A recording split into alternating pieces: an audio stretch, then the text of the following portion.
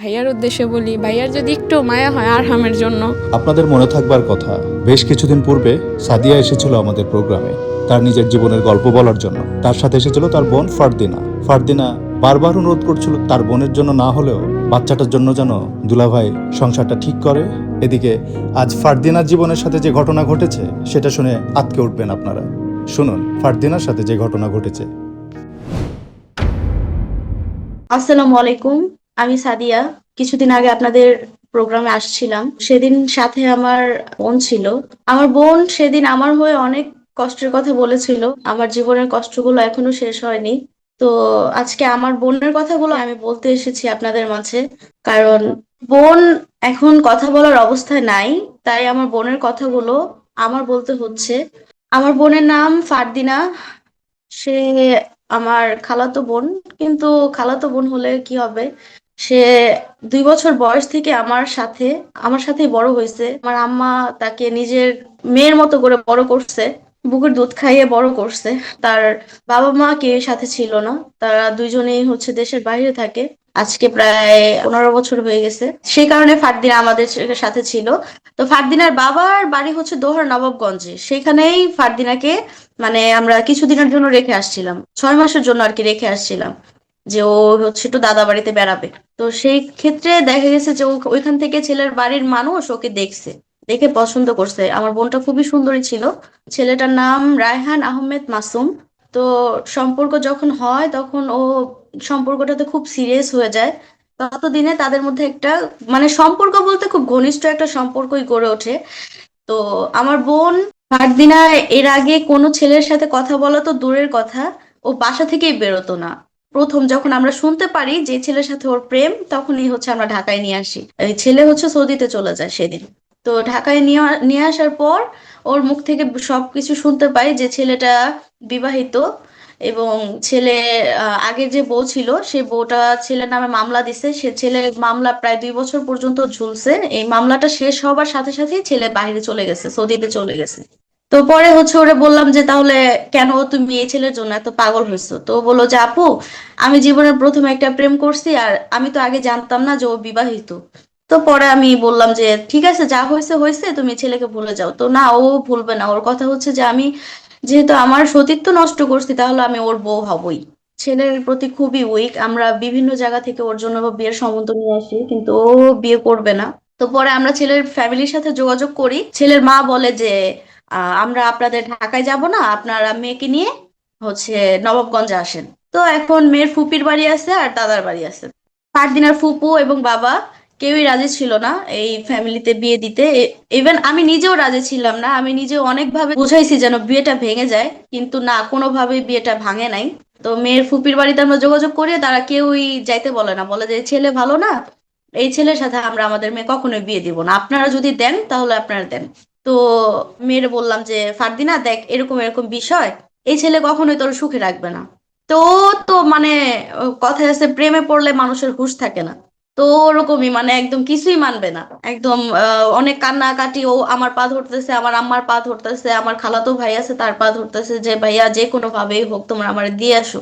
ফারদিনার কথা শুনে আমরা রাজি হয়েছি এই কারণে যে ফারদিনা ওই ছেলেটার প্রতি পাগল ছিল। তো পরে হচ্ছে আমার মা, আমার খালাতো ভাই, আর হচ্ছে আমার বড় খালা, তিনজন মিলে তাদের নবাবগঞ্জে, দোহার নবাবগঞ্জে গিয়েছি।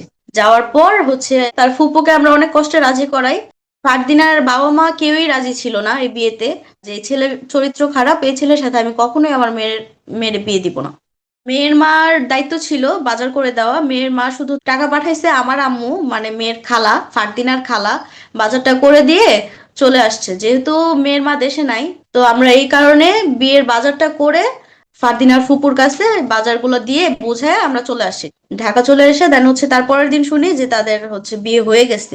ভিডিও কলে বিয়ে হয়েছে। তো যাই হোক, বিয়ের পর ফারদিনার স্বামী টোটালি আমাদের সাথে যোগাযোগ করতে মানা করে দিছে যে তোমার বাবার বাবার বাড়ির কারোর সাথে যোগাযোগ করতে পারবা না। ইভেন যার বাসায় তার বিয়ে হয়েছে ফুপু, এই ফুপুর সাথেও তার যোগাযোগ করতে না করে দিছে। এই ফুপুর সাথেও সে যোগাযোগ করতো না। এপ্রিলের 5 তারিখে তার বিয়ে হয়। আর আগস্টের 3-4 তারিখে সে আমাকে হঠাৎ করে নক দেয়। তার ফুপু প্রথম আমাকে নক দিছে সন্ধ্যাবেলা। তার ফুপু ফোন দিয়ে বলতেছে শ্বশুর বাড়ি থেকে তাকে মারধর করছে, সে অনেক কান্নাকাটি করতেছে। তো পরে আমি বললাম যে কান্নাকাটি করতেছে তো এখন আমরা কি করতে পারি। পরে বলতেছে যে ও চলে আসতে চাইতেছে। তো তাৎক্ষণিক ফারদিনা ফারদিনা তো আমার ব্লক করে রাখছে। তো ফারদিনা আমার খালাতো ভাইয়ের বউকে মেসেজ দিছে যে ভাবি, সাদিয়া আপুর সাথে একটু কথা বলতে চাই আমি, ও যদি আসে আমার একটু বইলো ফোন দিতে। তো পরে আমাকে আমার ভাই ফোন দিয়ে বলতেছে যে ফারদিনা তোমার সাথে কথা বলতে চায়, তুমি একটু ফারদিনার সাথে কথা বলো। তো পরে আমি আবার আমার ফোন থেকে ফোন দিছি, দেখি ব্লক করা। পরে আমি ওর মারে ফোন দিছি, মারে ফোন দিয়ে বলতেছি যে খালামুনি, ফারদিনা আমাদের সাথে কথা বলতে চাইতেছে, তুমি একটু দেখো। তো সেদিনই আমি আর আর ফারদিনার সাথে আর যোগাযোগ করতে পারি না, যেহেতু ফারদিনার স্বামী আমাকে ফেসবুক থেকে, ইমো থেকে, হোয়াটসঅ্যাপ থেকে সব জায়গা থেকে ব্লক করে রাখছে। তো আমি আর ফারদিনার সাথে যোগাযোগ করতে পারি না। আমি পরবর্তীতে শুনতে পারছি যে ফারদিনার মা ওর সাথে যোগাযোগ করছে। তো যাই হোক, এর মধ্যে আমাদের সাথে আর কোনো কথা নাই। তো 22শে আগস্ট সন্ধ্যা 6টার দিকে তো আমার ফোনে ফোন আসতেছে। তো যখন ফোনটা ধরছি, ধরার পর দেখি ফারদিনার ফুফাতো ভাই ফোন দিচ্ছে, বলতেছে ফারদিনা তো আর দুনিয়াতে নাই। ফারদিনা ফারদিনা তো ফারদিনা আর দুনিয়াতে নাই, ফারদিনা মারা গেছে। তো পরে আমি বলি যে না, আমি বিশ্বাস করি নাই। আমি বলছি যে কি হয়েছে ফারদিনার, পরে বলতেছে যে না, ফারদিনা মারা গেছে। পরে ভিডিও কল দেয়, আমি বিশ্বাস করতেছি না দেখে ভিডিও কল দেয়। আমি বিশ্বাস করি নাই যে আমার বোন যে এইভাবে মারা যাবে। আমি শুধু ভিডিও কলে দেখি আমার বোন শুয়ে আছে। আমি অনেক ডাকতেছি চিৎকার করে, আর পারছি না, আমি পারছি না।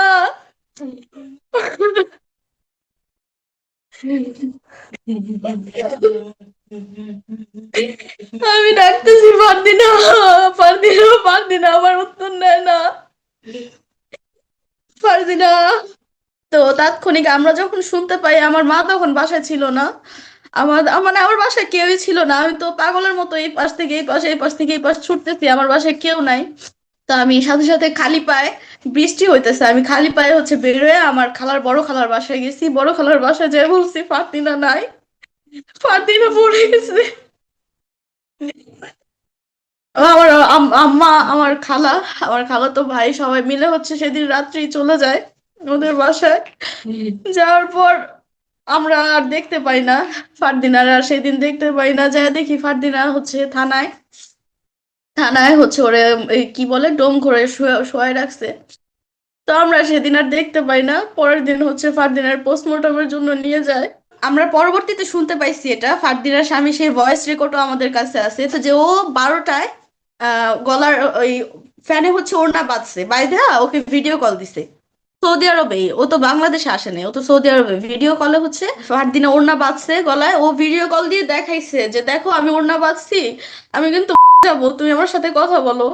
তো ছেলেটা গালি গালাজ করে ওর ফোন রাইখা দিছে, ওর সাথে কথা বলে নাই। গাড়িটা দেওয়ার পর আর কোনো যোগাযোগ করে নাই। তো বেলা যখন 3টা বাজে তখন নাকি ছেলের মারে ফোন দিছে, ফোন দিয়ে বলতেছে যে আম্মা, ফারদিনা তো দড়ি দড়ি দিয়ে আমাকে ভিডিও কল দিছিল, দেখো তো ফারদিনা কি জীবিত আছে নাকি মারা গেছে। 3টা বাজে, তো 12টা বাজে দড়ি লাগাইছে, আর ও ছেলে 3টা বাজে ফোন দিয়ে ওর মারে বলতেছে যে ফারদিনা কি জীবিত আছে নাকি মৃত আছে একটু দেখো। তো পরে নাকি তারা দরজা টরজা ভাঙছে, ভাঙা দেখে যে ফারদিনা ঝুলা আছে। তো পরে তারা হাসপাতালে নিয়ে গেছে। এগুলা তো আর আমরা দেখি নাই, আমরা জানি না, আমরা শুনছি, ওদের মুখ থেকে শুনছি। আমরা এলাকার মানুষের কাছ থেকে শুনছি যে 22শে আগস্ট ও মারা গেছে। 21শে আগস্ট সারাদিন ওদের বাসায় কান্নাকাটি চলতেছিল, অনেক চিল্লাচিল্লি হচ্ছিল, ফারদিনের অনেক নাকি মারধর করতেছিল ওর শ্বশুর বাড়ির মানুষ। কিন্তু আমরা তো এগুলা কিছুই জানি না। আমরা যদি জানতাম এগুলো, এইসব সমস্যার কথা, তাহলে তো আমরা ওই মুহূর্তে ওকে নিয়ে আসতাম। আমরা এগুলো কিছুই জানি না। তো সে মারা যাওয়ার পর একটা মামলা হয়েছে, অপমৃত্যু মামলা। তো আমরা এখনো পোস্টমর্টমের রিপোর্টটা পাচ্ছি না। যেহেতু সে আত্মহত্যা করছে, তাহলে সে তো আর এইভাবে আত্মহত্যা করে নাই, কিছু তো অবশ্যই হয়েছে। তো সেটা পোস্টমর্টমের রিপোর্টটা আসবে, রিপোর্টটা আসার পর আমরা জানতে পারবো কি হয়েছে। কিন্তু পোস্টমর্টমের রিপোর্টটা আমরা এখনো হাতে পাচ্ছি না। আমরা এমনি অনেক কিছুই শুনতে পাইছি, যেটা ওর ফাঁসির কোনো আলামত নাই, ওর লাশের সাথে কোনো মানে যোগাযোগ নাই ফাঁসির। তো আমরা অনেক কিছু শুনতে পাইছি, এখন আমরা আমাদের অপেক্ষা হচ্ছে যে আমরা যেন পোস্টমর্টমের রিপোর্টটা পাই হাতে। রিপোর্টটা পাইলে তারপরে হচ্ছে সবকিছু ক্লিয়ার হবে আমাদের মধ্যে, আর আমরা মানে সত্যিটা জানতে পারবো যে কি হয়েছিল সেদিন। আসলে আমরা এখনো পর্যন্ত জানি না যে আসলে ফারদিনার সাথে সেদিন কি হয়েছিল, ফারদিনা কেন এই কাজ করলো। আমরা সত্যি কেউ জানি না এখনো। আমি আজকে তার হয়ে বলতে চাই যে সে অনেক ভালো ছিল, এরকম মানুষ আর দুনিয়াতে পাবো না। তার মায়ের সে একটাই সন্তান ছিল, দ্বিতীয় আর কোনো সন্তান নাই। তার মানে মা ডাকার মতো আর কেউ নাই, যে মা ডাকটা শুনবে এই দুনিয়াতে। যে বা যারা আমার বোনের সাথে এগুলো করছে, আল্লাহ যেন তাদের বিচার করে। আমি, আমার বলার কোনো ভাষা নাই। আমার নিজের কোনো ভাই বোন নাই। আমি একাই আমার মায়ের ঘরে, সেও একা। তো আমি তার কখনো আমার খালাতো বোন ভাবি নাই। সে আমার আমার ছোট বোনের মতো আমার সাথে রয়েছে। আমার আমার একটা ডানা ভেঙে গেছে, আমি এখন ঢাকা শহর কোথাও যাই না তার ছাড়া। আমার পাশে কেউ নাই। আল্লাহ যেন ওরে জান্নাত নসিব করে। আমি আমার মন থেকে এতটুকুই চাই। আমি সারা দেশবাসীর কাছে আমার বোনের জন্য দোয়া চাই, যেন সবাই আমার বোনের জন্য একটু হলেও দোয়া করে, ওর কবরের আযাব আল্লাহ যেন মাফ করে দেয়।